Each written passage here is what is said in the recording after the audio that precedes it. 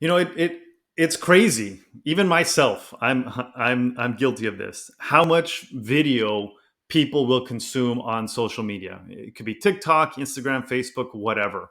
And people go so deep into these weird places. It could be, the gardening or their hobbies or sports or what they do every day. But sometimes they'll come across some random thing like an air conditioning company in their area, and they'll watch because this. Let's assume that this social media of the local HVAC AC guy has good videos, and they're explaining why you need servicing, why you need to clean your ducts, all this stuff. Giving value and explaining their craft, giving their reasoning why they are the authority in that space. And they'll watch this stuff. It'll be 11 o'clock and they'll just be watching HVAC video after HVAC video.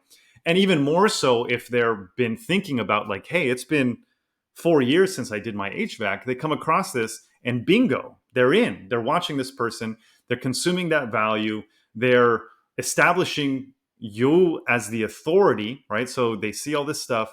And then with each video, they are more and more inclined and convincing themselves that that operator is the authority and the go-to person for the job when the time comes.